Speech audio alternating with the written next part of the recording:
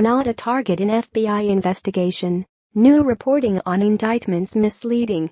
Rick Pitino's attorney called a wave of new reporting on indictments in the college basketball pay-to-play scandal misleading and said he has no new information that the former Louisville basketball coach has become a target in the federal investigation.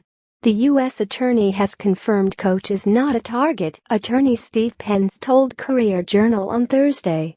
There's every indication that coach is not on tape, and they have nothing to corroborate any claims, and if the U.S. attorney had information, they're required to let us know that.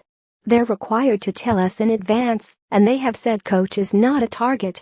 Some media outlets' coverage of an indictment, first reported this week by Courier Journal, suggested the document contained new evidence or allegations against Pitino.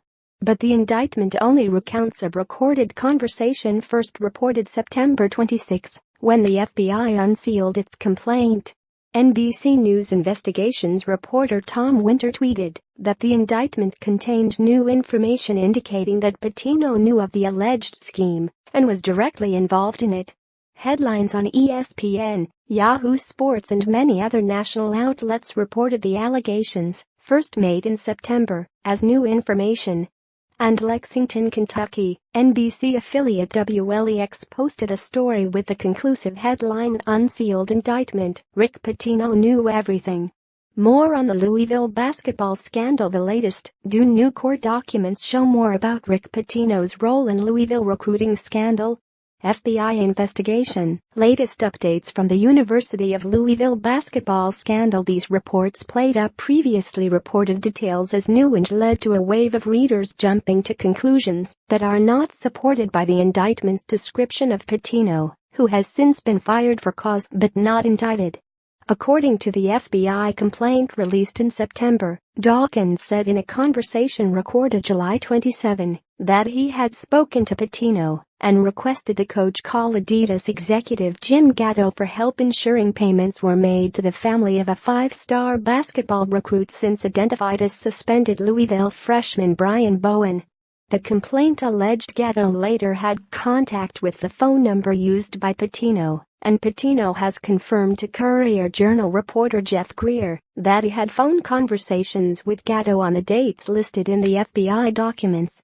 Pence also later released copies of text messages between Pitino and Gatto. This week's indictment describes the same July 27 conversation, but also alleges Dawkins told the other man in the room that he not only requested assistance from Pitino as previously reported, but that the coach agreed to help.